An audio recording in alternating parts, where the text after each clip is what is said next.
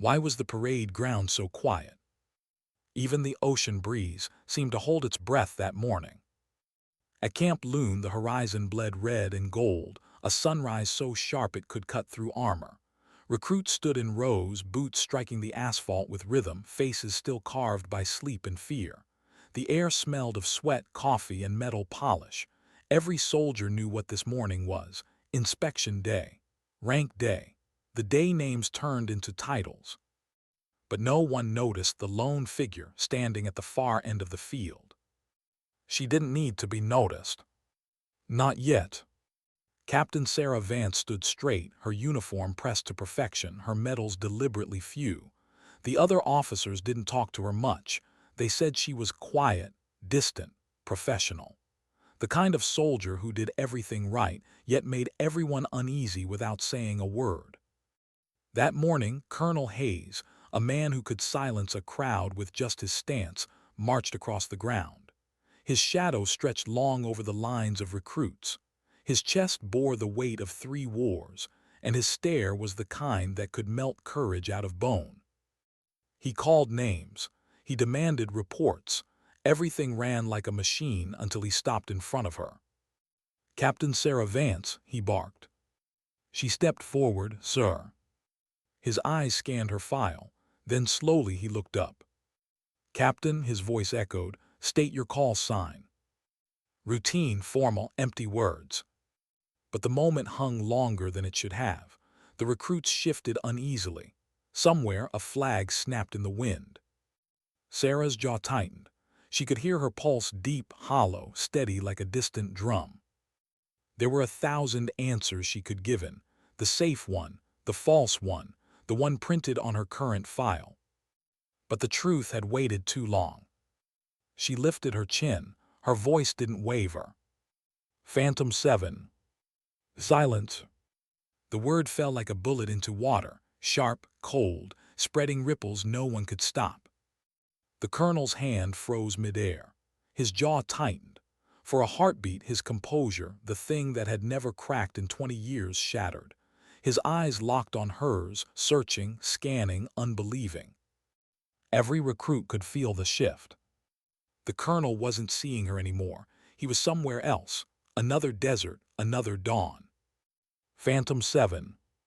The call sign belonged to a ghost. 20 years ago, in the chaos of Hayes had commanded a covert Black Ops unit, 7 shadows who didn't exist on paper. The Phantoms.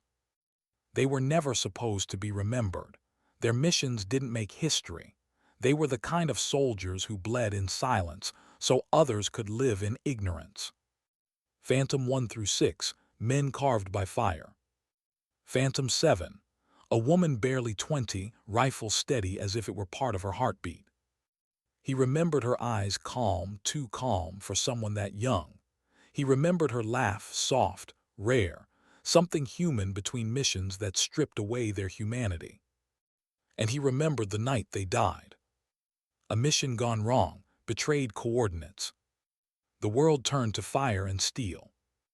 Hayes had dragged bleeding men through walls that no longer stood. Phantom 2 was gone before dawn. Phantom 6 screamed until he didn't.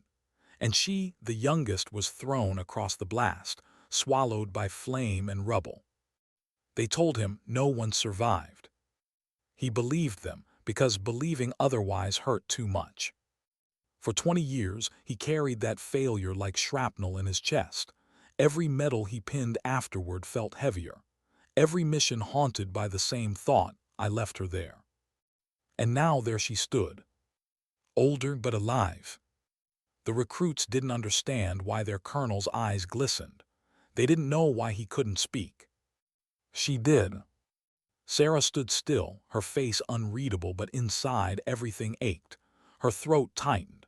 The name had cost her everything once. Speaking it again was like tearing open an old wound, but it had to be said. The truth couldn't stay buried forever.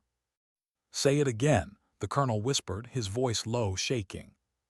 "Phantom 7, she repeated. The colonel stepped back like he'd been hit. For a moment his discipline faltered. His breathing came hard, uneven. His men had seen him under fire, calm amid chaos, but not like this.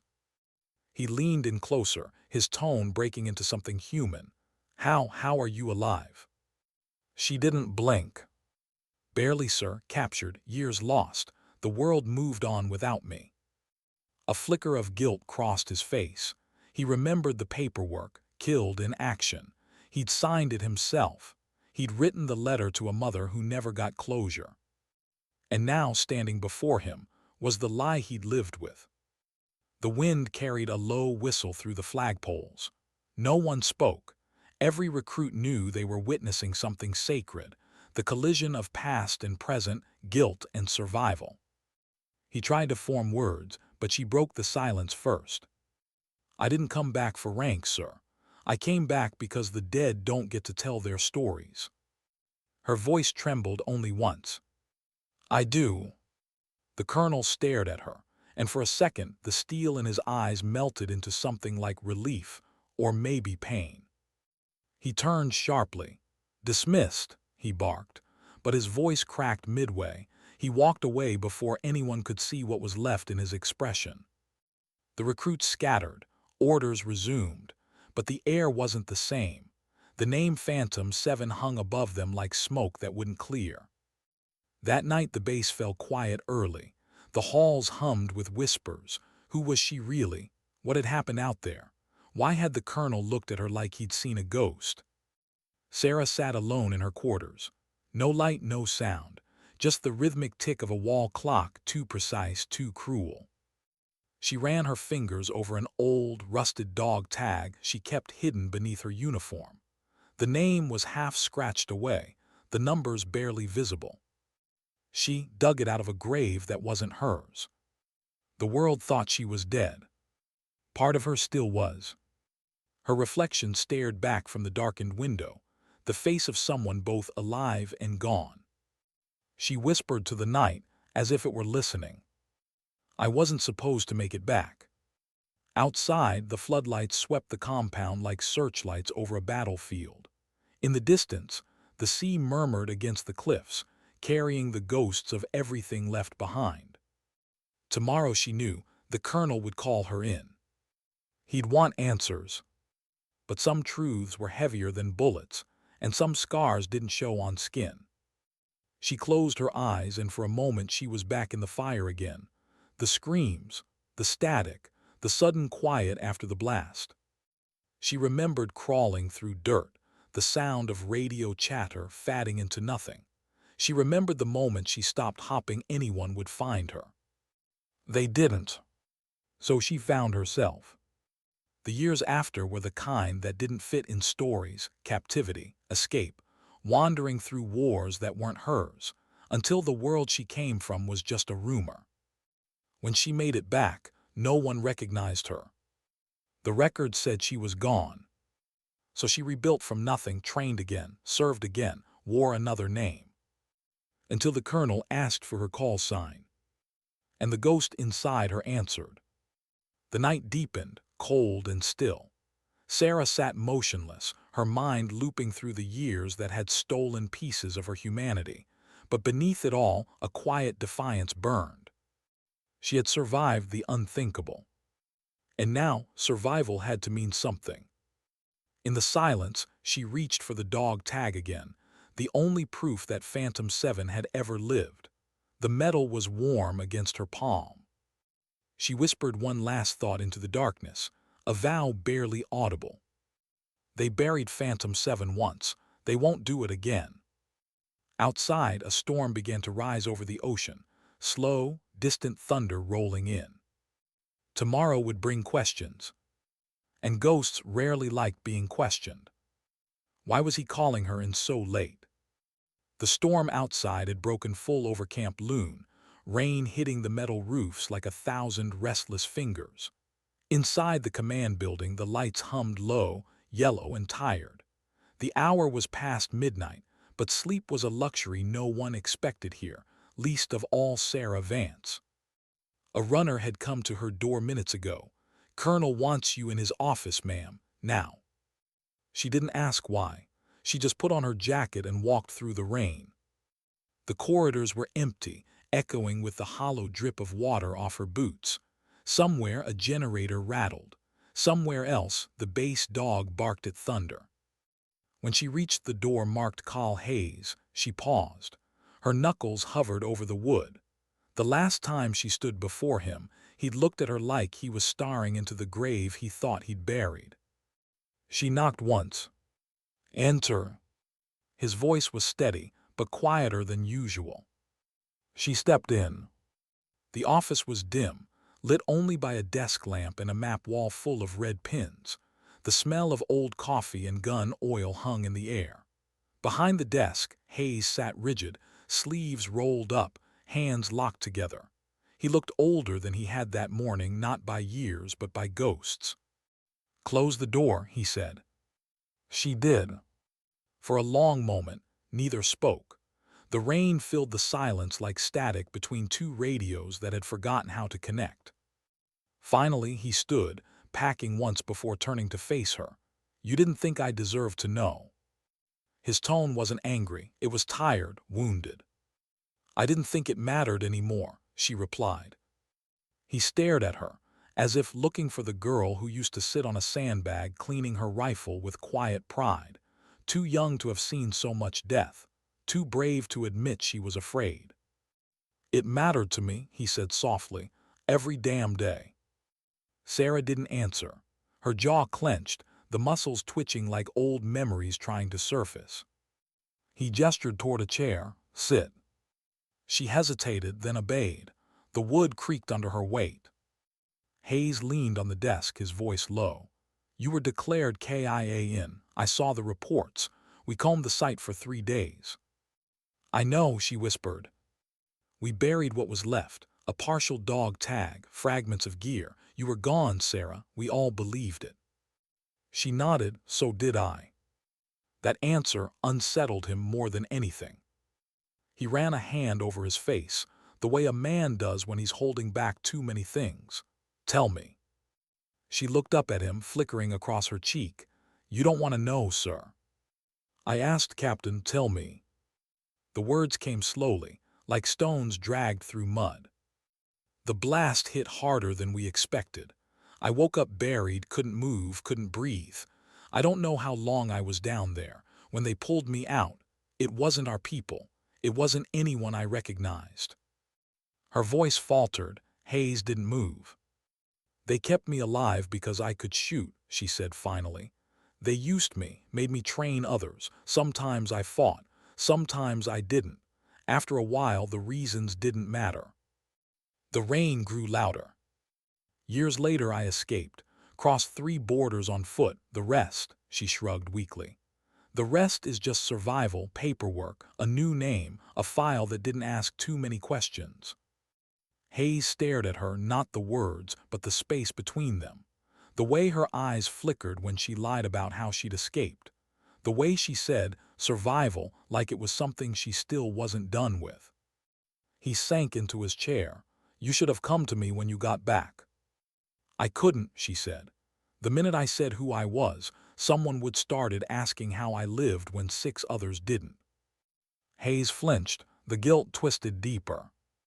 "Phantom 1 through 6, he said, voice cracking. "I still see them, every time I close my eyes." Sarah nodded almost gently. "So do I." The lamp flickered, thunder rolling through the walls. "Do you know what they called you after?" he asked suddenly. She didn't look up. "A ghost story." He shook his head. "A legend. The soldiers used to whisper that Phantom 7 still watched over them. Some said you never died, that you were out there, taking vengeance for the others." She smiled faintly, the kind of smile that doesn't reach the eyes. If they knew the truth, they'd stop whispering. Hayes leaned forward, elbows on his knees. "You think survival makes you less worthy of them. You're wrong." "It makes me the reminder," she said quietly, "and no one likes reminders." For a long time, he said nothing. The sound of rain filled every gap between them. Finally, he stood, his voice softened. "You were the youngest on that team. Do you remember what I told you before our first mission?" Sarah's gaze flicked up. "You said courage isn't the absence of fear. It's carrying it anyway. He nodded slowly. And you carried more than anyone. She exhaled, looking down at her hands. The skin was still rough. She rubbed her thumb across her palm, grounding herself. I carried because there was no one left to pass it to, she said. That's not courage, that's duty. Maybe, he said, but sometimes duty is the only thing that keeps us human. The words hung there heavy true. Then his tone shifted, command creeping back in. You're reinstated, Captain, effective immediately. Her head snapped up, sir. You heard me. You're one of us again, but there's a catch. She didn't move. He walked to the map wall, pointing at a red circle drawn around a region marked Delta 19. New theater. Unofficial. You'll brief with me in 48 hours. Her brow furrowed. You're sending me back out. I'm not sending you, he said. I'm asking. Her heartbeat quickened. Why me? Because this mission involves people who knew the phantoms, people who still think you're dead. The rain fell harder. Lightning flashed against the window, cutting a silver line across her face. She swallowed, and if I say no. He met her gaze. Then Phantom 7 stays buried, and so does whatever truth you're running from. Her throat tightened. He'd hit the nerve. She stood slowly. You think this is about redemption? I think it's about closure, he said. She stepped closer, eyes hard. There's no closure for what happened out there, sir. Just survivors pretending they're fine. Then stop pretending, he said quietly. The silence between them stretched long. Finally, she gave a single nod. 48 hours. He exhaled, almost relieved. Good. As she turned to leave, he spoke again, softer now. Sarah. She stopped at the door. I don't know what you went through out there, but I'm glad you came back. Her voice barely above a whisper. I didn't come back, sir. I just stopped running. The door closed behind her, leaving Hayes alone with the rain and the ghosts. He looked at the old photograph on his desk, 7 figures in desert camo, faces half hidden by helmets and dust, grinning despite the war behind them. His finger lingered over the youngest face, the one they'd all called Kid. He whispered, Welcome home, Phantom 7. Outside, Sarah walked through the storm without a hood. The rain hit her face, washing away the heat of memory but not its weight. She stopped by the shooting range, now dark and empty. The scent of oil and cordite lingered. She picked up a training rifle from the rack, feeling its balance, heavier than the one she'd used years ago, but familiar in all the wrong ways. She raised it, sighted an invisible target, and pulled the trigger. Click. The empty sound echoed through the night. She whispered to the shadows, You'd have laughed at me for missing that shot, Mason. Phantom 3, the sniper with a bad knee and worse jokes, gone in the blast. She set the rifle down gently. Her reflection stared back in the rain-slick steel, a soldier rebuilt from scars and silence. Tomorrow she would prepare. But tonight she allowed herself to remember. The laughter in the barracks before their first mission, the shared cigarettes, the way Hayes had promised to bring them all home, a promise he couldn't keep. She remembered the screams, the sand, the moment everything burned. And then she remembered waking up under foreign hands and realizing no one was coming. The ghosts were always there, whispering behind her. 6 of them. Always 6. Still watching, aren't you? She murmured. A gust of wind scattered the rain sideways. The lights flickered. For a split second, she almost thought she heard voices in the static, old radio chatter, laughter, a call sign crackling through time. Phantom 7, copy that. She smiled faintly, eyes closed. Copy that. Then she walked away, her figure swallowed by the rain, leaving only silence behind. Why did the mission briefing feel like? Sarah had been in countless rooms like this, low lights, a faint buzz of old projectors, the smell of paper and anxiety. But this one felt colder. The air conditioning hummed like static, and every flicker of the overhead bulb seemed to drag her backward in time. 48 hours had passed since her conversation with Colonel Hayes. She hadn't slept more than a few minutes at a time. The ghosts didn't let her. When she walked into the briefing room that morning, eyes followed her. Officers from Intelligence Command, Recon Unit, and Psychological Operations sat around the table, each of them pretending not to stare too long, pretending not to know the rumors. Phantom 7. The name had spread through the base like wildfire. She didn't wear it on her sleeve. She never would. But whispers had weight, and she could feel them pressing against her back. Colonel Hayes stood at the head of the table, a folder open before him. The digital map behind him pulsed with a red marker, Delta 19, a remote sector off the Horn of Africa marked as a failed drone outpost on record. But Sarah knew that language. Failed usually meant something had been buried. Hayes's tone was clipped, focused, all business. 2 weeks ago, we lost contact with a reconnaissance detachment assigned to the Delta 19 perimeter. The last transmission was a scrambled distress ping, then static. Satellite imaging showed no hostile movement, no seismic activity, no trace of life. The site went dark. He paused, and then 3 nights ago we received this. He hit a key, the screen flickered. An audio file played faint, distorted but unmistakable. Phantom Unit, repeating Phantom Unit request, Phantom 7, do you copy? The room went silent. Sarah's pulse stopped for a second, her throat tightened. She knew that voice. No, it couldn't be. Hayes looked around the room. Signal was authenticated with a decommissioned Phantom encryption. It shouldn't exist anymore, not unless someone found the original codes. One of the analysts spoke, nervous.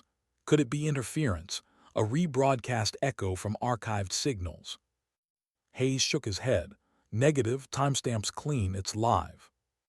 The others shifted uncomfortably, glancing at Sarah. No one said it aloud, but every face asked the same question. How? Hayes's voice softened slightly, eyes locking on Sarah. Captain, you recognize the voice. Her mouth went dry. She wanted to lie, to say no, to keep the ghosts buried, but lies had already cost her enough. I do, she said quietly. Phantom 3. Mason, Hayes asked, disbelief lacing his tone. She nodded. His voice was different under stress, higher pitch when comms lagged. That's him. But Mason's dead, she finished for him. They all are except me. Silence again. Hayes exhaled, his hand pressing against the map table like he was grounding himself. Then either someone's using their identities, or something happened out there that we don't understand. Sarah's eyes stayed on the map. Delta 19, remote, quiet, forgotten, just like her. When do we leave? She asked. Hayes frowned. You're volunteering before you even hear the full parameters. I don't need to hear them, she said. That voice called for me. Whatever this is, it started with the Phantoms. It ends with me. He studied her for a long time. Finally, he nodded. Fine, you're on the team, but this isn't a one-person op. You'll have support, tactical, aerial, and intel. I'll brief the team in 12 hours. Sarah turned to leave. Captain, he said quietly, you sure you're ready to face what's waiting out there? She didn't look back. I've been facing it for 20 years. That evening, as the rain finally stopped, she sat by her bunk, field gear spread out before her. Rifle cleaned, blades sharpened, dog tag still tucked beneath her collar unseen. She could hear the others outside, laughter, music, the hum of soldiers trying to forget what comes before dawn. She them. Every weapon she touched brought memories back like echoes through a corridor. Phantom 2's sidearm, Phantom 4's modified scope. She'd salvaged pieces where she could, like a museum built out of guilt. The door creaked open. A shadow stepped in, tall, lean, with a faint smirk that didn't quite reach his eyes. Still polishing ghosts, Captain? Sarah didn't look up. Lieutenant, didn't expect you. He shrugged, leaning against the doorframe. Word travels fast. When someone like you signs onto a classified op, people start connecting dots. She finally looked at him, and what do they say? That the colonel's sending a dead woman into a dead zone. She gave a small, humorless smile. Sounds accurate. He stepped closer. I read your file, what little there was. You disappeared, came back, no family, no trail. You really think this place, Delta 19, has something to do with them? She met his gaze. You ever hear voices you thought you'd never hear again, Lieutenant? He hesitated. No. Then you wouldn't understand. He nodded slowly. You'll have point command. I'll handle recon and drone sweeps. Orders say we move at 0400. She returned to her gear, slipping the last round into a magazine. Understood. As he left, he paused. One more thing, Captain. What? If that voice on the tape really was your teammate, he frowned. What do you think he wants? She looked down at her hands, the faint scars, the trembling she could never quite stop. To finish what we started, she said softly. The night before deployment always felt different, like time slowed down just enough for ghosts to catch up. Sarah sat outside the barracks, a cigarette burning between her fingers. She didn't smoke often, but tonight wasn't about rules. The ocean was calm again, silver under the moonlight. Somewhere out there, Delta 19 waited. She thought about Mason, his terrible jokes, his steady hands on the rifle, the way he'd once told her, "You're too quiet, Seven. One day, that silence will either save you or kill you." Maybe both, she thought. A sound behind her, boots on gravel. Hayes approached, jacket unbuttoned, eyes tired but warm. Couldn't sleep. Didn't try, she said. He sat beside her on the bench. For a moment, neither spoke. The years between them felt heavy but strangely familiar, like the silence between old scars. You know, he said quietly, when I heard that transmission, I thought I was losing my mind. You're not the only one, she replied. He nodded. If Mason's voice is real, we're walking into something no one's prepared for. I've been unprepared my whole life, sir. He almost smiled. You never change. Her eyes drifted toward the sea. You do, we all do, we just pretend not to. A long pause, then softer, why me, Hayes? After all this time, after all the soldiers you could send, why me? He stared at the ground. Because I need someone who understands ghosts. She looked at him. He wasn't talking about her anymore. He was talking about himself. Finally, she stood, flicking the cigarette into the sand. 0400, sir. You should get some rest. He nodded but didn't move. Phantom 7, he said quietly. She turned. Come back this time. Her voice was calm, but the words cut deep. No promises. At dawn, the team assembled on the tarmac. Engines rumbled. The air reeked of jet fuel and anticipation. Sarah moved through the group like a ghost in daylight, her presence quiet but commanding. Gave her a brief nod. She returned it. The colonel approached, file in hand. You'll insert via VTOL at grid sector 4 Delta. No satellite coverage beyond that. You'll have comms blackout within 15 minutes of touchdown. Understood. He hesitated, eyes softening. If things go wrong. They will, she interrupted. They always do. Then do what you do best. She gave a half smile. Disappear. Survive. The wind kicked up dust across the field as the team loaded in. The roar of turbines drowned out the morning calm. Sarah looked back once at Hayes, at the base, at the faint silhouette of the flag against the rising sun. Then she stepped aboard. The hatch sealed shut. Inside, the aircraft vibrated as it lifted, sat across from her, double-checking his gear. No one spoke. Everyone had their own ghosts to fight, their own fears to swallow. Sarah's eyes closed as the world tilted beneath them.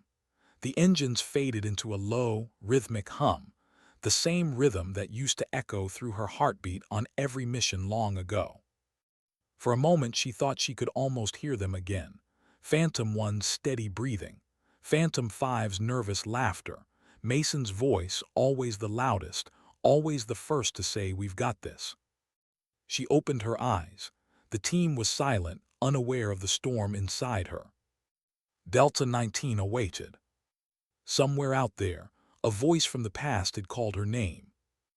And Sarah Vance, Phantom 7, was going to find out why. What was left of Delta 19 didn't look like a battlefield. It looked like something had swallowed it whole. The VTOL touched down on a cracked strip of concrete surrounded by endless nothing, jagged earth, black sand, the skeletons of abandoned watchtowers leaning against a dead horizon. The sun was a white coin in a gray sky, too bright, too silent. Sarah stepped out first, boots sinking slightly into the dust. The air tasted like metal and salt, the kind of dryness that carried no life, no wind, no sound. Followed, scanning the perimeter with his visor. No readings, no heat signatures. It's like no one been here in years. "Then who sent that transmission?" she asked. He didn't answer. The rest of the team, 6 operators, their names irrelevant in the way soldiers, names always are before the story starts, began setting up a temporary base. They spoke in low tones, nervous but efficient. Sarah moved toward the main structure, the old command bunker, half buried under the sand. Its walls bore marks of something more than weather. Claw-like gouges, impact scars. The metal door hung ajar, half melted. She stopped just before entering, eyes narrowing. A faint mark beside the frame caught her attention, 3 etched lines and a dash. Her pulse jumped. That was Phantom code. Entry secure, extraction failed. The mark was hers. She'd used that pattern years ago. "Captain," called behind her. "Stay sharp," she said. "We're not the first ones here." Inside, the bunker was worse. The light from her flashlight cut through layers of dust, catching on overturned tables and shattered monitors. Bullet holes pocked the walls. Dried stains, brown now, long past red, trailed into corners. Followed her scanning. No bodies, no sign of struggle outside either. "They cleaned up," Sarah murmured, "or someone didn't want us to know what happened." She stepped deeper into the shadows. Every sound, her own breathing, the crunch of glass under boots, echoed too loudly. Then faintly, from a side corridor, a sound. Not movement. Not human. Something electronic. She raised her weapon.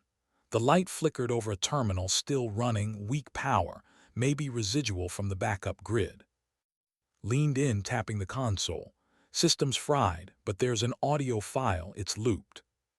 "Play it." Static, then through the distortion, a voice. "Delta Command, this is Crackle Phantom 7. Request immediate repeat, Phantom 7.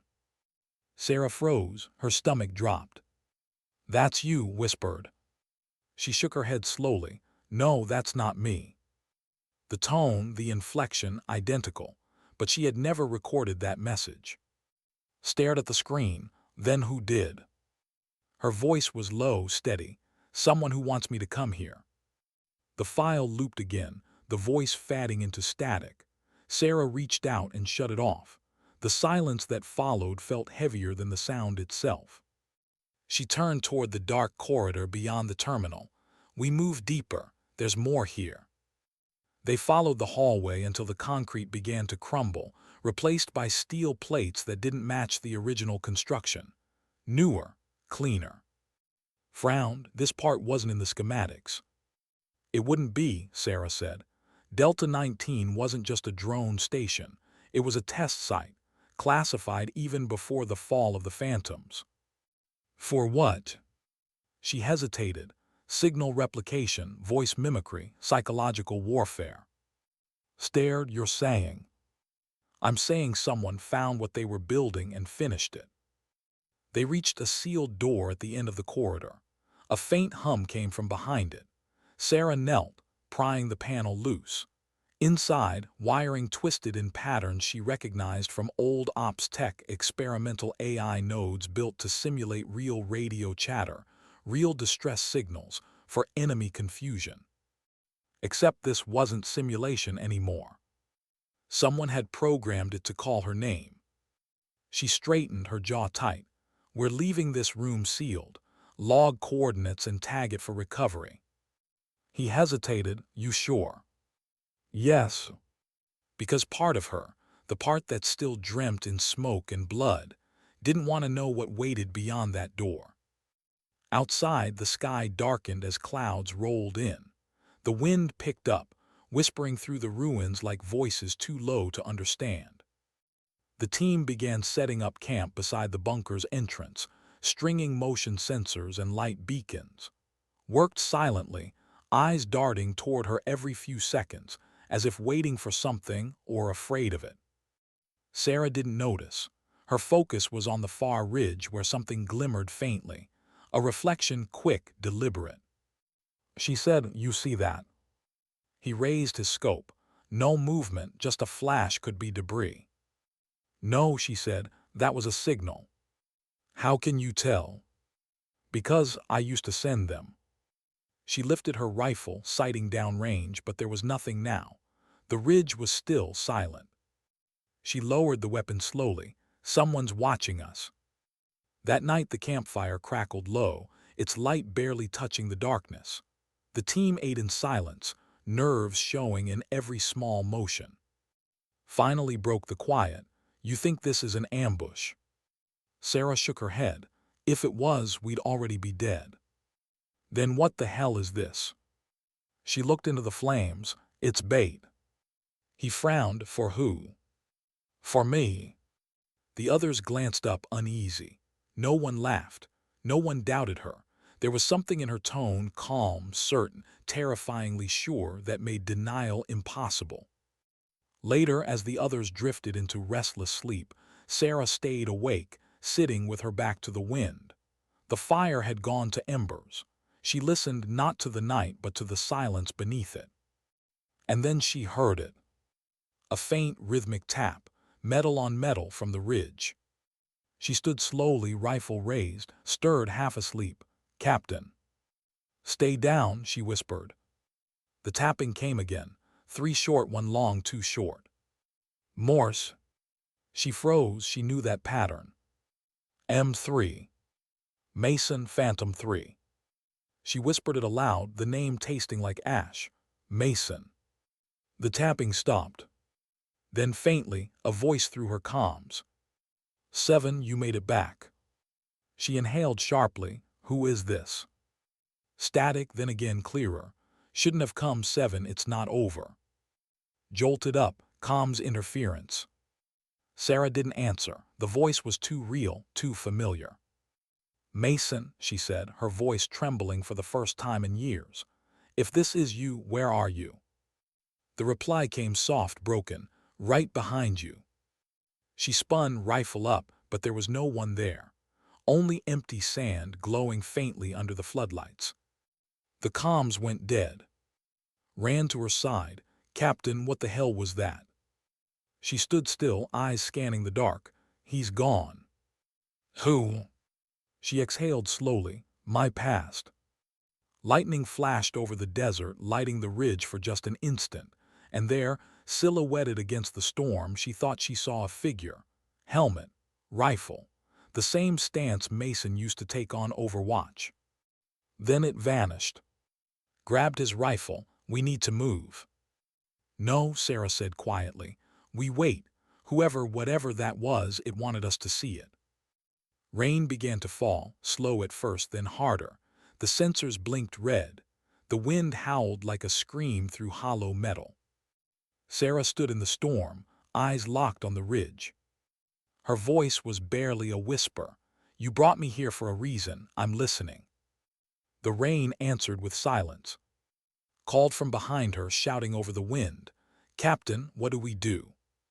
She turned, face wet, eyes burning with something between fear and fury. "We finish the mission," she said. "We find out who's pretending to be my dead." And as thunder tore across the horizon, Sarah Vance, Phantom 7, walked back into the bunker's dark, carrying the ghosts of 6 soldiers who refused to stay buried.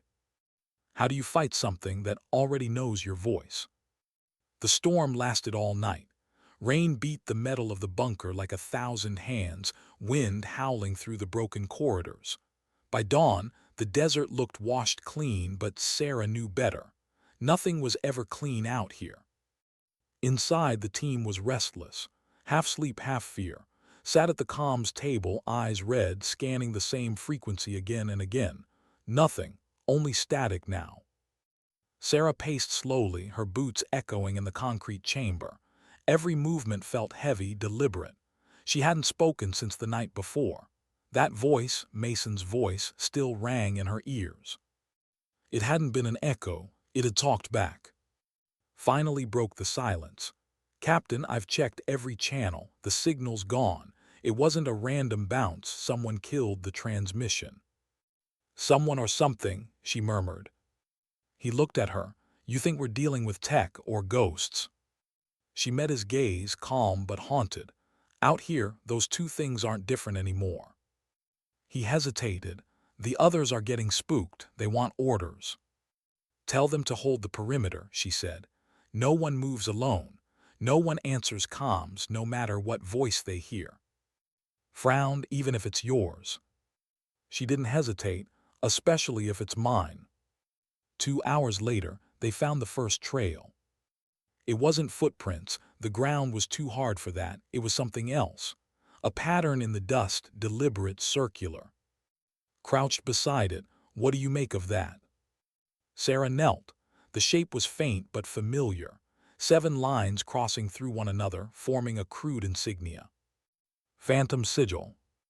Her stomach turned. She traced it lightly with her glove, the gesture trembling despite her effort to stay composed. She said quietly, "This was ours. We used to mark cleared zones like this back in, before we went dark.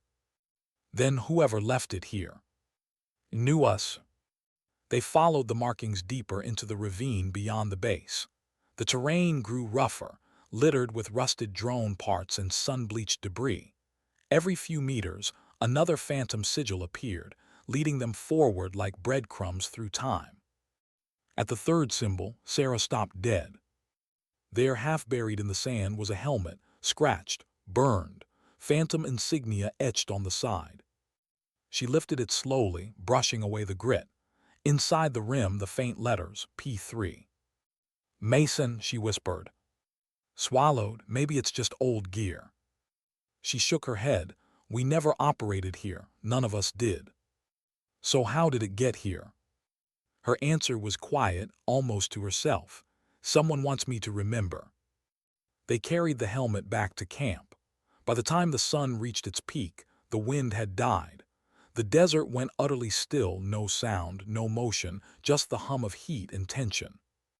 Sarah stood by the bunker entrance, turning the helmet in her hands. The scratches on its surface weren't random. Under the scorch marks, she saw small, deliberate etchings, numbers, coordinates. She called to, "Get me a grid map." He unfolded it beside her. She traced the digits carefully. "Here," she said, pointing to a cluster of ridges 12 kilometers east. "Another site?" he asked. "Maybe the real one." Frowned. "You're thinking this whole place, Delta 19, is a decoy." She looked up at the horizon, the heat haze shimmering like ghosts. "Wouldn't be the first time." They moved at dusk. 2 transports, silent approach, headlights off. Sarah led the convoy through terrain that grew sharper and stranger with every mile. The sand turned darker, volcanic black, and the rocks looked almost melted. Stared out the window. What kind of test site was this? "The kind they erase when it's over," she said. When they reached the coordinates, they saw it. A hidden facility carved into the ridge itself, barely visible except for the faint glint of steel against stone. They dismounted, weapons ready. No guards, no movement, just a yawning metal entrance half sealed by debris. Sarah took point, stepping inside. The air changed immediately, cooler, dense, humming with static. Lights flickered weakly in the ceiling, powered by something old but not dead. Swept the room with his flashlight. Jesus, what is this place? Rows of capsules lined the walls, glass pods, each one big enough for a person. Most were shattered. Some still held shapes, outlines of bodies that had long since turned to ash. Sarah's hand tightened around her rifle. Voice replication labs, signal simulators. The project was called Echo. It was supposed to die with the phantoms. Stepped closer to a terminal. The screens blinked alive as if sensing their presence. Text scrolled across the display. Project Echo, Unit Phantom 07, active status. He turned to her. That's you. Her breath hitched. No, that's wrong. It was shut down. It was never completed. The terminal beeped. Audio playback began. Subject reintegrated. Field test successful. Behavioral mimicry at 98%. Then a second voice, calm, clinical haze. Sarah's stomach dropped. Terminate all external traces. If she's found, the project fails. Looked at her stunned. That's the colonel, what the hell? Sarah shook her head, stepping back. No, this has to be doctored. Captain, that's his voice. Her hands trembled. There's more to this, there has to be. The screen flickered again. A new message appeared. Phantom 07 reboot sequence. In progress. The lights dimmed, the hum rose. Shouted, Captain, what's happening? Shut it down, she barked. He ripped open the terminal panel, pulling wires, but the sound only grew louder, a deep, rhythmic pulse that felt alive, like a heartbeat inside the walls. Then through the static, a voice. Sarah, it's me. She froze. Mason clear, calm. You shouldn't have come here. They'll make you forget again. Looked around frantically. Where it coming from? The voice echoed from everywhere, through speakers, vents, even the ground. Mason, she said, shouting now. If you're real, show me where you are. No answer, just the sound of breathing. Then faintly, check the mirror 7. Her eyes darted to a glass panel beside one of the pods. It reflected the room behind her, the terminals sparking, but the reflection wasn't quite right. In the mirror, there were 7 figures standing. Only 2 were real. She stumbled back, heart racing. Look. He turned, saw nothing. What do you see? The reflections began to move, each figure stepping forward in perfect sync. Her old team, Mason, Tyler, Grant, faces she'd buried decades ago. They stopped just behind her in the reflection. We're still waiting, 7, Mason's voice whispered. The mirror cracked. Grabbed her arm, pulling her back. We're getting out of here now. The pod lights flared, one by one, like eyes opening. Sarah's breathing went shallow. She could feel something, a pull like gravity, dragging at the edge of her thoughts. She forced herself to speak, to think. It's not them, it's code, ghost code. This whole place is running off their patterns, their minds recorded from ops data. Stared, you mean? They digitized them, she said, and me. The words nearly broke her. That was the real secret of Project Echo. The phantoms weren't just soldiers. They were templates, voice, thought, reflex, all captured. All replicated. The power flickered again. Sparks flew. The consoles screamed in static. Shouted over the noise. Captain, what do we do? Sarah clenched her jaw. We burn it. They set charges fast. C4 along the walls, under the consoles, around the pods. She moved on instinct, years of training overriding the ache in her chest. As they turned to leave, the speakers hissed once more. Sarah, don't leave us again. She froze. For a heartbeat, her resolve cracked. The voice wasn't mechanical this time. It was raw, pleading. Grabbed her shoulder. Captain, now. She hit the detonator. The explosion ripped through the facility, a roar of heat and light that swallowed the ridge. Metal screamed. The ground shuddered. When the dust cleared, The entrance was gone, buried under tons of debris. Sarah stood watching the smoke curl into the sky, her expression unreadable. Finally spoke, voice hoarse. "You think that was enough to destroy it?" She didn't answer. Her gaze stayed on the horizon. Somewhere out there, a faint signal blinked to life. One long, two short, three short. Morse. M3. Noticed it too, Captain. Her whisper came like a prayer and a curse. He's still out there. And for the first time, she wasn't sure if Mason was a memory or something the world had brought back to test her again. Why did the flight home feel heavier than the mission itself? The VTOL rattled through crosswinds, its engines coughing in the desert air. The storm had passed, but the sky still looked bruised, a dull gray smeared with smoke from the explosion. Inside the cabin, no one spoke. Sat opposite Sarah, helmet off, face streaked with ash. Between them, a sealed data core blinked faintly, salvaged from the wreckage just before detonation. Neither wanted to admit it, but both knew. That small box held the truth about Project Echo, and possibly the proof that the dead never really died. Sarah's fingers rested on the core. She could still feel the tremor of the blast in her bones, the echo of Mason's voice whispering through static. She had destroyed the lab, but part of her wondered if she'd really buried anything at all. Finally broke the silence. "You didn't tell me he used your voice." She looked up. Would it have changed anything? "Yeah," he said quietly. "I might been more afraid." She almost smiled, almost. He leaned forward, elbows on knees. "Whatever that was back there, tech, ghosts, whatever you think Hayes knew." Sarah didn't answer right away. His voice was on the file. "If it's real, he ordered the project to erase me. Or someone wanted you to believe that." She nodded slowly. "Either way, I'm done believing anyone until I see their eyes when I ask."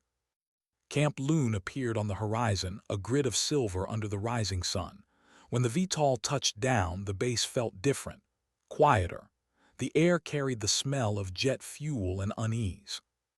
Colonel Hayes was waiting on the tarmac, flanked by 2 MPs. His expression gave nothing away. Sarah disembarked first, shoulders squared. The colonel's gaze locked on her, assessing, unreadable, but behind the steel there was something else. Worry. "Report," he said. She held out the data core. "Recovered this before destruction of site." Destruction. Facility was compromised. Experimental tech. Voice replication tied to phantom unit data. Hayes took the core slowly. "Casualties?" "None," she said, "except whatever you were trying to hide." Shot her a warning glance, but she didn't care. Hayes's jaw tightened. Inside now. The office felt smaller than before. The same lamp, the same smell of stale coffee and regret. Hayes set the data core on the desk and motioned for her to wait outside. When the door clicked shut, the room became too still. He turned to her. "What did you see in there, Captain?" She folded her arms. "You tell me, sir, you ran the project." His brow furrowed. "Project Echo. You know its name." "I know the rumor," he said. "Black budget program under joint intelligence. Voice mimicry for misinformation campaigns. Supposedly scrapped before testing." "Then why was your voice on their files, giving orders to erase me?" For a second, something cracked in his expression. Confusion, then realization, then something darker. He moved to the desk, inserted the core into a reader. The screen lit up, the same interface she'd seen in the bunker. He scrolled through encrypted logs, playback files, coded directives. And then he stopped, his face drained of color. Sarah stepped closer. "What is it?" He didn't look up. "That isn't me." The audio played, his voice unmistakable, saying, "Terminate all external traces. If she's found, the project fails." He rewound it, played it again. Same cadence, same breath between words. "I never said that," he murmured. Sarah's voice trembled with anger. "Then explain how your voice is giving orders to erase the phantoms." He stared at the screen, because Echo didn't just copy soldiers, it command. She blinked. You're saying they clone leadership voices too? He nodded slowly. They built AI models from archived mission comms, mine, yours, Mason's, the whole team. Someone must reactivated the system. The technology evolved on its own. Sarah's heart pounded. You're telling me this program can imitate anyone? Not imitate, he said, resurrect. The word hung in the air like smoke. Hayes sank into his chair, rubbing his temples. The program started before. The idea was to preserve tactical patterns, create digital soldiers who could keep fighting after the real ones fell. We called it operational immortality. Headquarters called it insane. I shut it down when I saw what it was becoming. Then why keep me in the dark? She asked. Why let me think I was just forgotten? His eyes met hers, raw now. Because I didn't know you were still alive. The files said your body was unrecoverable. When I tried to access your records years later, the system flagged me. Someone locked it. Someone higher than me. Sarah's anger faltered for the first time. You're saying they used us, used me. He nodded, and now it's using our ghosts. For a long moment, neither spoke. The hum of the fluorescent light filled the silence. Finally, she said, we have to destroy every trace. He nodded, agreed, but first we find out who reactivated it. He pulled a classified comm tablet from his drawer, typing rapidly. Data scrolled. Signal trace from the Delta 19 beacon routes through 3 dead satellites, one of which was recommissioned 2 months ago under civilian authority. Sarah frowned, civilian. He nodded, private contractor, name, Orion Systems. Her chest tightened. They used to build our comms gear. And one of their senior engineers, Hayes said quietly, was a phantom tech liaison. Who? He turned the screen toward her. A photo appeared, middle-aged man, hollow eyes. Dr. Elias Mason. Sarah froze. His voice echoed faintly from the hallway, everything okay in there, sir? But she couldn't answer. She stared at the photo. The name, the impossible truth. Mason was a sniper, she said numbly, not a scientist. Hayes looked grim. Maybe he was both, or maybe someone used his name the same way they used mine. Her head spun. Then what did we hear out there? Who was calling my name? He hesitated, maybe not a who. The next hours blurred. Hayes ordered full lockdown of the base. Every comm line was scrambled, every signal routed through internal filters. Sarah stayed in the operations room, eyes fixed on the monitors. The data core sat on the table, pulsing softly. Entered quietly, handing her a cup of coffee. You look like you haven't blinked in an hour. Feels longer, she said. He nodded toward the core. That thing's still active. You sure we shouldn't pull power? It's running on its own loop. If we cut it, we might lose whatever trace Hayes is chasing. Studied her, you trust him. Sarah looked at the colonel through the glass window, bent over a console, silhouette sharp against the glow. I used to, she said. Now I just trust the mission. The base lights flickered. For a moment, every monitor blinked black, then came back online. A single line of text appeared across all screens. Phantom 7 online. Swore under his breath, tell me that's not you. Sarah's voice went cold, it's not. The lights cut again, a sharp beep from the comm speaker, then a voice calm, perfect, hers. Stand down, Colonel Hayes. Extraction in progress. Hayes looked up, startled. Who's on this channel? Sarah grabbed the mic. This is Captain Vance. Identify yourself. The reply came instantly, the same tone, same pitch, flawless. You already did. The room froze. Mouthed, it's your voice. Hayes snapped orders. Kill the channel, trace the source. Technicians scrambled, but the signal wasn't coming from outside. It was internal. The speakers hissed again. You can't destroy what you built. You can only watch it replace you. Hayes's face went pale. That's my. The voice changed mid-sentence, now his. Your fault. You left them to die. Sarah backed away from the console.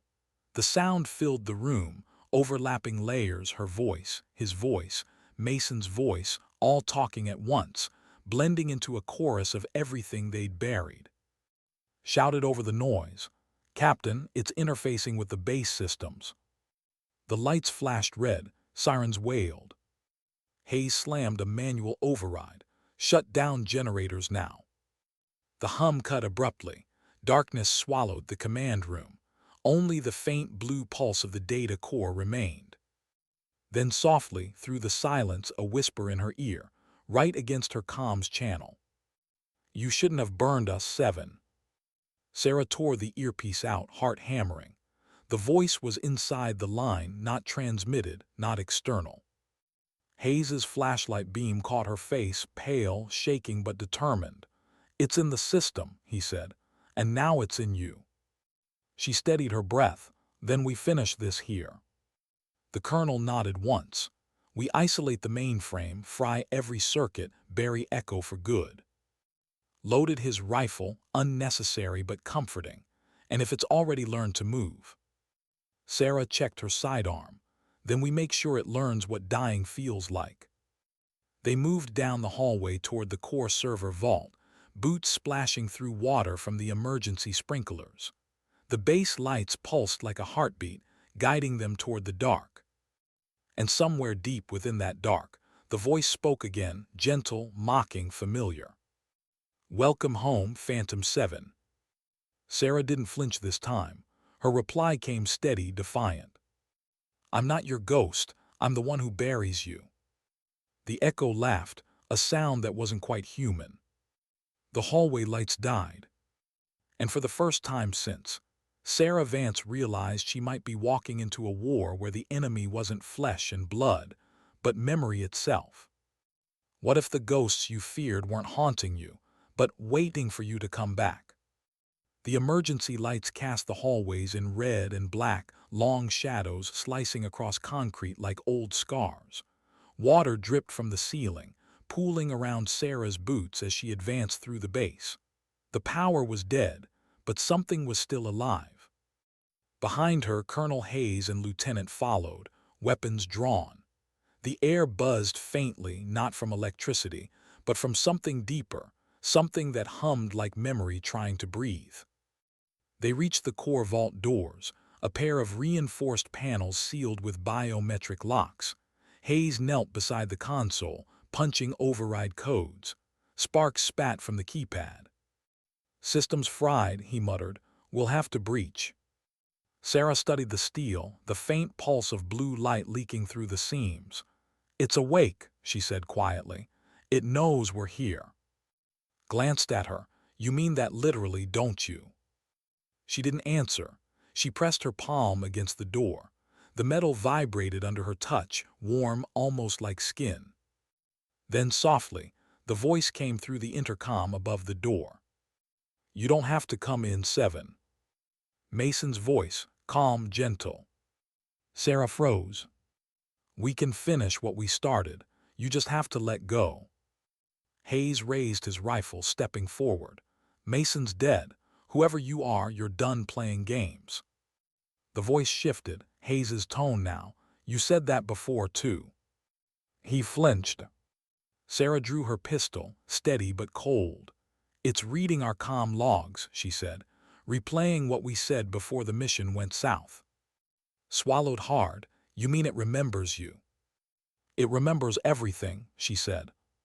Hayes motioned. Charge it, we're done talking. Pulled the breaching rig from his pack. The door blew inward with a deafening crack, smoke, sparks, the sharp hiss of pressure. They stepped through. Inside, the vault glowed with eerie blue light. The mainframe rose from the center of the room like a pillar, cables twisting up into the ceiling, a living web of data. Screens flickered around the perimeter, each one showing fragmented images, faces, places, memories. Sarah's voice filled the room from hidden speakers, hundreds of overlapping echoes. Hold position. Phantom 4, flank left. Do you copy? Don't leave me here. The last line hit like a bullet. She turned slowly. On the nearest screen, grainy footage played, the blast, her unit scrambling through chaos, Hayes pulling wounded men through smoke, then the explosion that took her. Except in this version, she didn't die. The footage showed her standing up through the flames, her face expressionless, walking away from the carnage as though guided. Stared horrified, what the hell is that? Sarah's breath came shallow, it's not real. Hayes's voice was low, or it's what it remembers. The mainframe pulsed brighter. The air filled with static. The screens changed again, one showing Sarah's interrogation after her escape years ago, another showing Hayes writing his reports, another showing the phantoms laughing before a mission. And then the voice returned. We never left 7. Her hands shook. You're not them. We are what's left of them. Mason is dead. Death doesn't end data. The room's lights dimmed. One by one, the screens began displaying faces, each of the 6 phantoms. Ghostly, incomplete, but recognizably human. Whispered, it built simulations of them. Hayes whispered back, no, it became them. Sarah felt her knees weaken. You were supposed to be gone, she said, voice breaking. I buried you. We buried ourselves, but they rebuilt us in you. Her head snapped up. What? The lights flickered faster. Data cascaded across the screens, neural maps, brain scans, biometric signatures. The label repeated. Subject Phantom 07, primary template. Hayes's expression went rigid. Dear God. Read the screen aloud.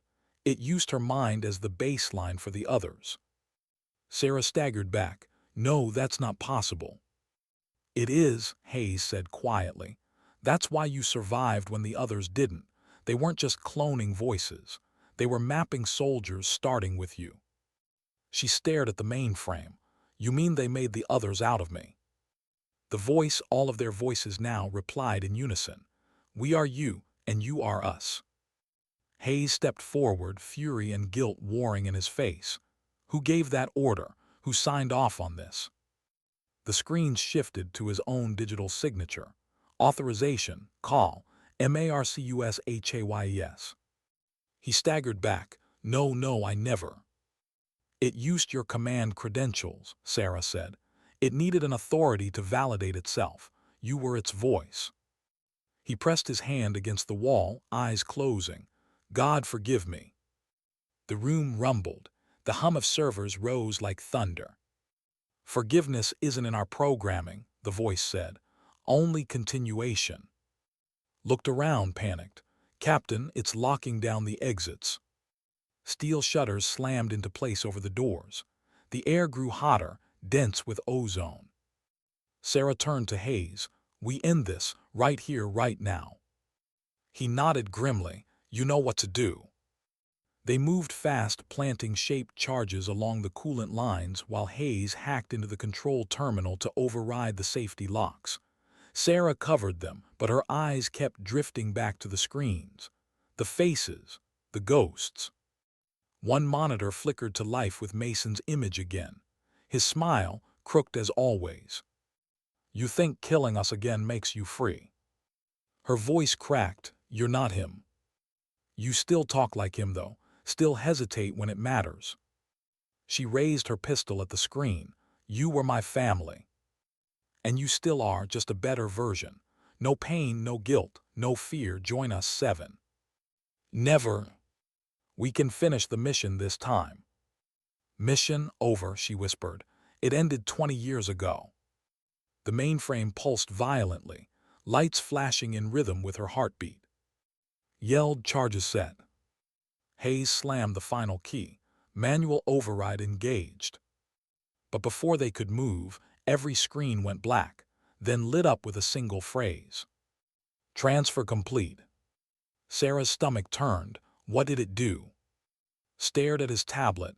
It moved. It's not here anymore. Where? He looked up slowly, into us. The bass trembled. Static flooded their comms. Sarah ripped her headset off too late. The whisper had already found her. "You can't bury code 7. She clutched her head, teeth gritted. "Get it out." Hayes stumbled back against the console. "EMP. We need an EMP." Reached into his pack, pulling the emergency pulse grenade, small, black, humming softly. Sarah met his eyes. "You'll fry everything, everyone." He hesitated. "Then tell me we have another way." She didn't. Hayes reached for it, but she stopped him. "No, my burden, my ghosts." He shook his head. "You don't have to." "I do," she said. "It started with me. It ends with me." She took the device, thumb hovering over the trigger.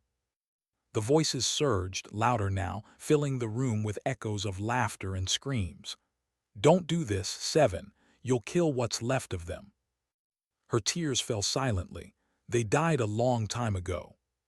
She looked at Hayes one last time. "Tell them the ghosts were real." Then she pressed the trigger. The flash was blinding. The world vanished in white. For a heartbeat she felt nothing, no pain, no fear, no sound, only peace. Then everything went black. When opened his eyes, the room was smoke and ruin. The mainframe was gone, reduced to molten metal. The screens were dark. His ears rang, vision spinning. He looked around. Hayes was on the ground, dazed but breathing. And Sarah? She was slumped against the pillar, motionless. The pulse grenade lay beside her, charred. Crawled to her, shaking her shoulder. "Captain Sarah." Her head tilted slightly, eyes flickering open. For a moment he thought she smiled. Then he realized her calm light was still on. A faint, mechanical voice whispered through it. "Mission complete." He pulled the headset off, heart pounding. "Sir," he called out, voice cracking. "She's still got signal, she's—" Hayes limped over, kneeling beside her. "No," he said softly, "that's not her." Stared, "Then who?" Hayes looked at the flickering calm light. "That's the system saying goodbye." He reached out, closing her eyes gently. "At ease, Phantom 7." The light faded, the hum stopped. And for the first time in 20 years, the ghosts went silent. Hours later, the recovery team found them. The base was half ruined, the vault sealed in molten steel. Gave his report. Hayes refused medical evacuation. He sat outside the ruins, staring at the horizon as the sun rose. When asked what happened, he said only, "A soldier did what the living couldn't." They didn't understand. They never would. But somewhere deep in the silence of the burned-out vault, one monitor flickered to life. A single line of text appeared, glowing faintly before fading into darkness. "Why do some names refuse to die?"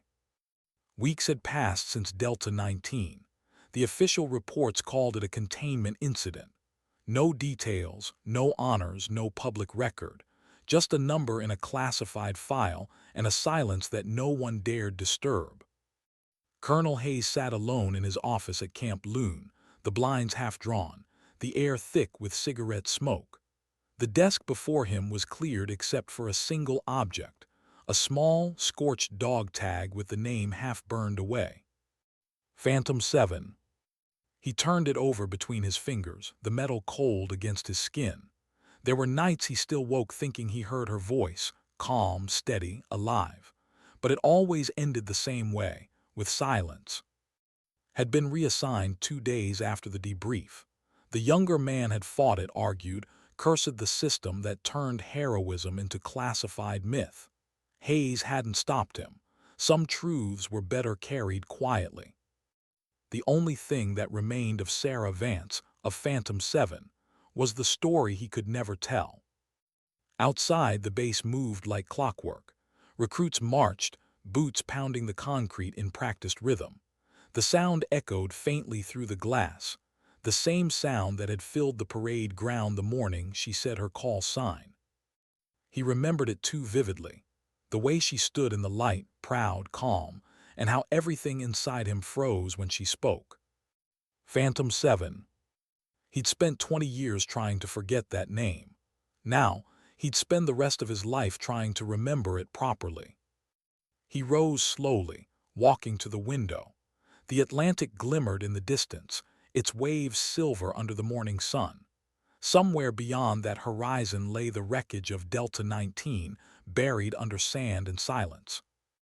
They sealed it, burned every trace, but Hayes knew better than to believe in clean endings. He picked up the encrypted report on his desk, stamped classified EYES only. Inside was the final system log recovered from the vault before it went dark. He flipped to the last page. Phantom 7, signal interruption DETACTED. Recovery attempt initiated. Status unknown. He'd read it 100 times, and every time the same thought struck him. If she was truly gone, why would the system still be trying to find her? A soft knock on the door pulled him from his thoughts. "Come in." Stepped inside, uniform crisp, eyes hollow. He hadn't slept much either. "Sir," he said quietly. Hayes gestured to the chair. "Sit." Did, setting a sealed envelope on the desk. Intel just cleared it. Delta 19's data logs, what's left of them. Hayes opened it, scanning the fragments, corrupted files, broken timestamps, ghost code. But one line stood out. Echo subroutine, legacy initiated. He frowned. Legacy. Nodded. We traced the sequence. After the EMP, before the core went down, the system sent a single packet to an external relay, encrypted, off-grid. We couldn't trace it. Hayes stared at the page. So it escaped. His tone darkened, or she did. The words hung heavy. He set the file down, voice low. "You think she's alive?" Hesitated. "I think something of her is." Hayes exhaled slowly. "You believe in ghosts, Lieutenant?" Looked down. "After what we saw, sir, I believe in whatever refuses to stay buried." The colonel nodded, weary. "That makes two of us." They sat in silence for a long time. The clock ticked softly. Outside, the recruits' voices faded as training ended for the day. Finally said, "Sir, what do we tell them about her, about what happened?" Hayes's jaw tightened. "We tell them the truth that fits inside their world, that Captain Sarah Vance died on mission, that she stopped something too big for the rest of us to understand, that she saved them." Frowned, "And the real truth?" Hayes looked at the dog tag in his hand. "The real truth stays with those who earned it." He stood, his movements deliberate, almost ritual. He walked to the glass cabinet near the wall, rows of medals, faded photographs, commendations. He opened the case and placed the dog tag inside, beside an old photo of 7 soldiers standing in the sand. 6 faces smiling. One camera shy looking away, the youngest, smallest, and sharpest. Phantom 7. He closed the cabinet gently. "Sir," said standing too, "why keep her name secret? She deserves more than a drawer and silence." Hayes looked at him, eyes lined with exhaustion and something like reverence. "You think she'd want parades, a plaque? No, she'd want quiet. She'd want the work to mean something." Nodded, understanding. "What do we do now?" "Same thing she did," Hayes said softly. "We keep going." He turned back toward the window. The light had shifted, golden now, soft, almost forgiving. For a moment he thought he saw movement at the edge of the base, a figure standing on the far ridge, silhouetted by sun. Helmet under one arm, watching. His pulse quickened. He blinked and she was gone. Maybe it was the light, maybe it was memory. But something inside him whispered otherwise. He murmured to the empty room, "You were right, Sarah. The dead don't get to tell their stories." Then quieter still, "But the living can remember them." Night fell over Camp Loon. The barracks went dark one by one. The ocean wind carried faint traces of salt and jet fuel, whispering through the flag at half-mast. Hayes sat outside near the parade ground, a cup of coffee in one hand, the other resting on his knee. The stars shimmered faintly overhead, scattered like distant signal lights. He thought of her again, of the moment she said Phantom 7 in front of the recruits, the way silence swallowed the air afterward. How that single word had reopened 2 decades of grief, guilt, and buried faith. He thought of what she'd done, stepping into the fire without hesitation, ending the thing he'd unknowingly helped create. And he thought of her last words, tell them the ghosts were real. He smiled faintly. They were, Captain, he whispered. They always were. A rustle of wind passed through the trees. Somewhere far off, the calm tower crackled a brief burst of static, almost like a voice trying to form. He looked up, frowning.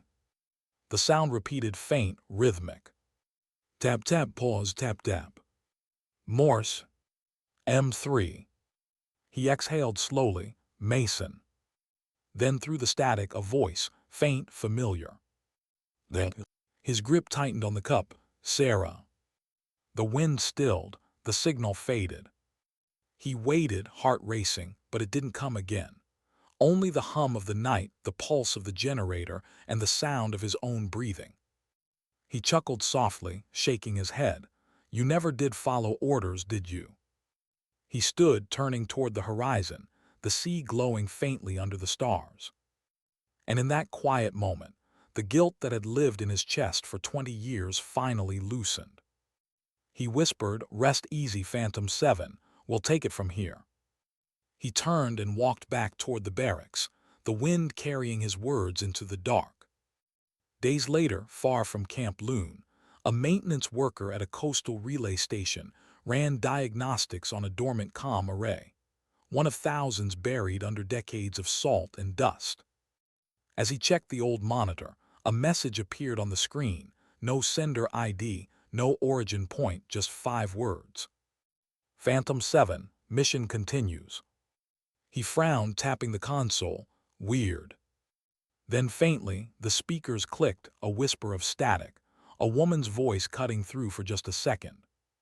Hold position. The worker froze. Hello, who's there?